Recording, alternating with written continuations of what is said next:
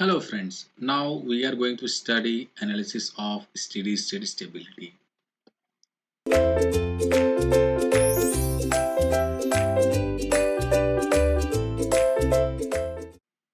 So when we are studying steady state stability, first thing we have to consider that we have to neglect this inertia.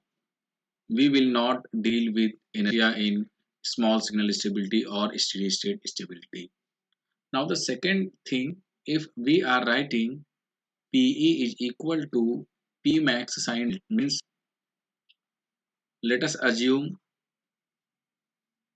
a generator is delivering 10 megawatt power. So PE will be equal to 10 megawatt, and basically this is not the maximum value. So if P max is, let us assume 20 megawatt. So what will happen? We can represent this like PE is equal to 10 is equal to 20 sine of delta, means sine delta is equal to 0.5. So what will be the value of delta here? So I am elaborating this with the simple diagram. So if we want to draw the P delta curve, so P delta curve will look like PE is equal to P max sine delta. Basically it will look like this. So this will be our P max, and let us assume P is equal to PE naught is equal to 10 megawatt basically. It means initially when we do not have any kind of disturbance, so mechanical be equal to electrical power output. So when we will draw this mechanical input, we will draw like this simple straight line. So at this point basically and at this point means sine delta is equal to 0.5 is at 30 degree as well as at 150 degree in between 0 to 180 degree. It means delta we can take either or we can take 150 degree. It's our choice. So now we are going to analyze the angle for steady state stability. So one side I am writing delta is one side I am writing delta value is less than 90 degree, and another side we are taking delta is greater than 90 degree. So when delta is less than 90 degree, what will happen basically? We can look into the diagram. So this will be the simple diagram. This is the P delta diagram. So we have to take this sine delta and it should look like this is your PM naught. So initially this is your naught is equal to PE naught, and this your delta naught. So this is delta less than 90 degree. So we are taking delta is equal to 30 degree, means this is max, and P max value we know that P max value is equal to 10 pu. So PM naught is equal to PE naught was 5 pu, and this is for two angle. One is for 30 degree and is for 150 degree. So now we are dealing with delta less than 90 degree. So what will happen?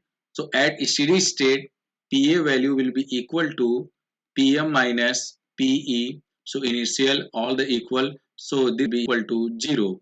It means at steady state there would be accelerating torque or accelerating power would be 0, means the speed of rotor field is constant. So there will be no disturbance and delta would be constant. And now if we increase the mechanical input, then what will happen basically? So if we increase the mechanical input basically, what will happen? So we know PA is equal to PM minus PE. So PM has been increased, so this PA will be positive.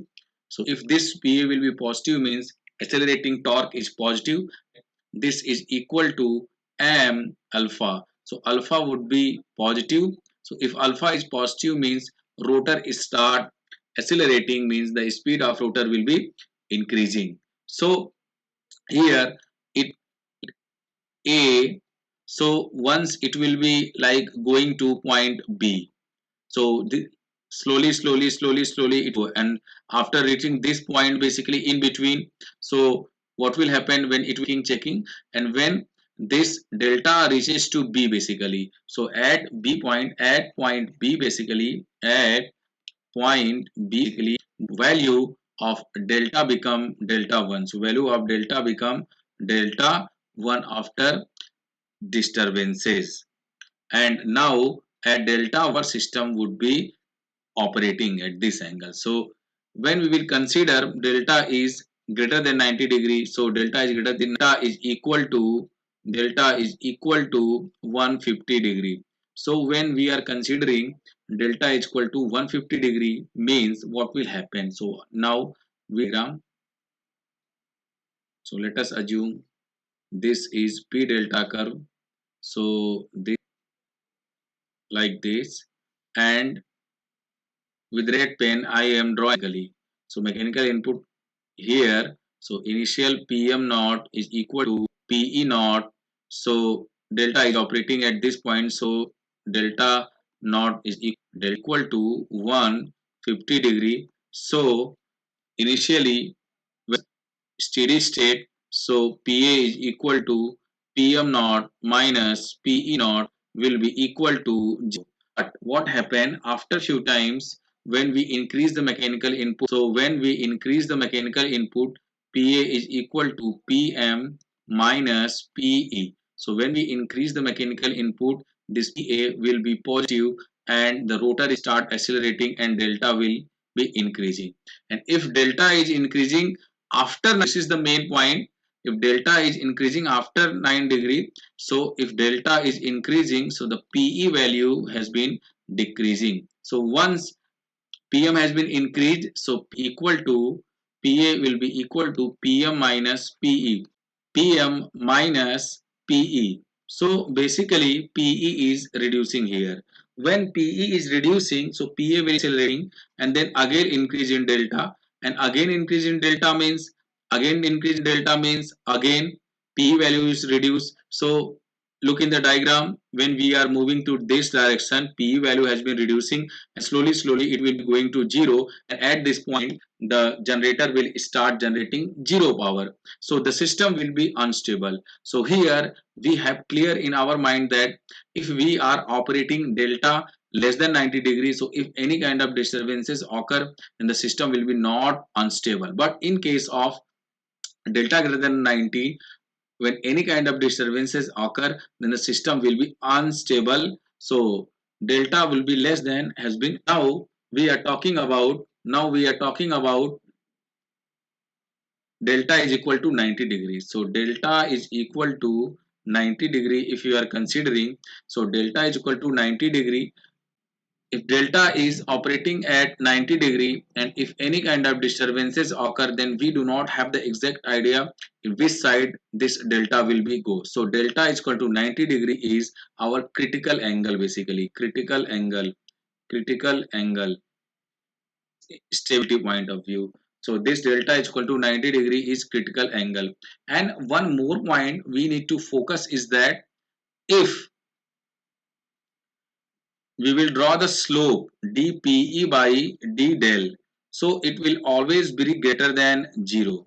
And if we will draw the slope here d del, basically dPe by d del will be less than 0. And we know that if the dPe by d del is greater than 0 means system is, if dP by d del is less than 0, so system is unstable. So here it is all about the analysis of steady state stability. Thank you.